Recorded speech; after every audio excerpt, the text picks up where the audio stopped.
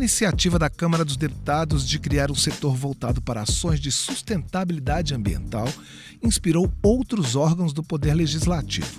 Senado, Tribunal de Contas da União, Assembleias Legislativas e Câmaras de Vereadores colocaram em prática ações que modificam hábitos para trazer melhorias para o meio ambiente.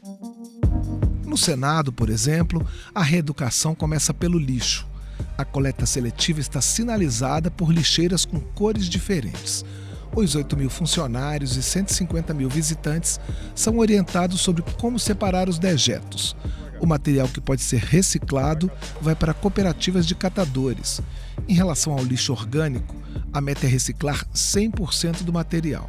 Alcançar esse objetivo, quem diria, passa pelo cafezinho que os senadores consomem em meio às negociações políticas. O Senado aproveita a borra de café que sobra para fabricar adubo, como explica o agrônomo Humberto Formiga, coordenador de ações socioambientais do Senado.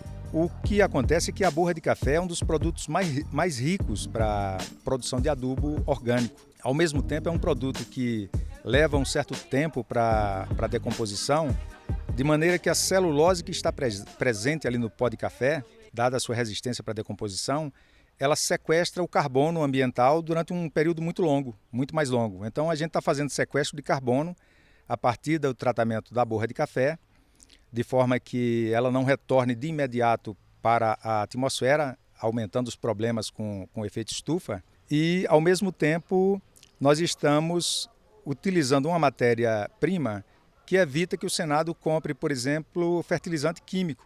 Em 2019, a separação do lixo resultou em 12 toneladas de pó de café. Esse material é levado para uma agrofloresta do Senado, um verdadeiro paraíso a menos de 1 quilômetro da esplanada dos ministérios. O espaço de quase 1 hectare abriga plantas e árvores de 120 espécies. Em meio à natureza ficam as composteiras, desenvolvidas pela Universidade Federal de Santa Catarina. A borra do café fica debaixo dessa cobertura vegetal por 45 dias em uma temperatura de 68 graus, como explicou Érico Zorba, do Núcleo de Responsabilidade Social do Senado, a estudantes da Universidade de Brasília. A educação ambiental é uma das atividades frequentes feitas na agrofloresta. Além de universitários, também passam por ali alunos de escolas públicas de Brasília.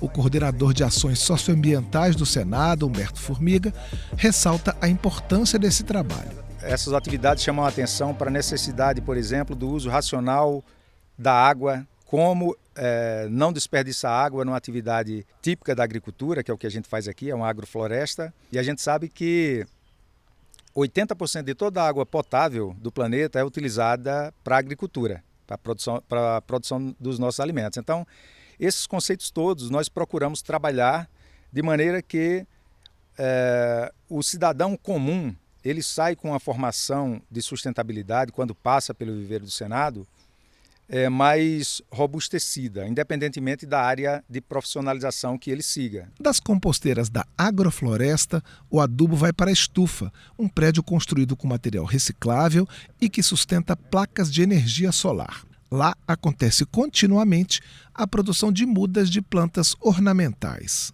A produção de mudas abastece esse viveiro. Diversas espécies de plantas crescem sob o olhar atento dos jardineiros. Quando elas chegam a um estágio ideal de maturação, são distribuídas pelos espaços verdes do Senado, incluindo os jardins internos, aqueles que turistas de todo o Brasil conhecem quando participam da visitação ao prédio do Congresso Nacional. Na Assembleia Legislativa de Minas Gerais, as ações de sustentabilidade começaram em 2010. A arquiteta Maria Luísa Menberg, gerente-geral de suporte logístico, enumera algumas das iniciativas concretizadas nestes 13 anos. A gente trocou toda a iluminação da Assembleia por lâmpadas de LED, a gente instalou uma usina fotovoltaica, a gente instalou carregadores veiculares de carro elétrico. A gente começou a dar uma renovada na frota com veículos híbridos.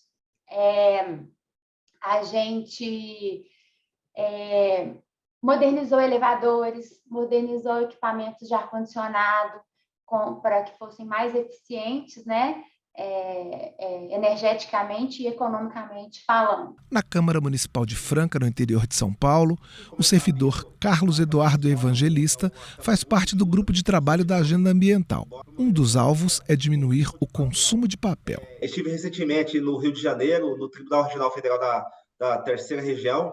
Estamos inicializando também um processo de parceria com o TRF da Terceira Região para a implementação do processo legislativo eletrônico e reduzir de forma acabar com o consumo de papel aqui na Câmara Municipal de Franca. Então, essa parceria visa ceder gratuitamente o sistema para o uso eletrônico e tramitação de documentos aqui na Câmara Municipal.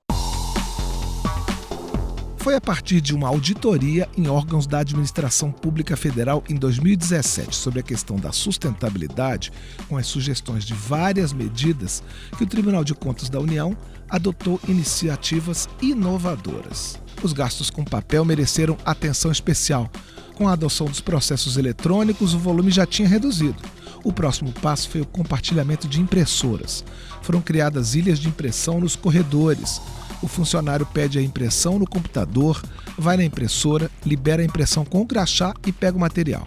De 1.300 impressoras, o TCU agora tem pouco mais de 80 unidades. Outra providência sobre sustentabilidade foi a instalação de células fotovoltaicas no teto de alguns prédios. Apesar do custo inicial alto, a iniciativa projetou uma economia de até 20% na conta de luz. Eliezer da Silva, integrante do Serviço de Gestão Socioambiental e de Transparência Administrativa do TCU, explica como foi o processo de instalação das placas de energia solar. A gente fez um estudo, porque não é um equipamento barato, foi feito um estudo de viabilidade técnica orçamentária, esse estudo foi aprovado. A gente percebeu que, apesar do custo, a economia que a gente teria iria pagar esse equipamento num prazo razoável, de 7 anos aproximadamente, o que a gente chama de payback, E esse equipamento iria funcionar por mais de 30 anos, então valia muito a pena. As ações de sustentabilidade também passam pela separação do lixo.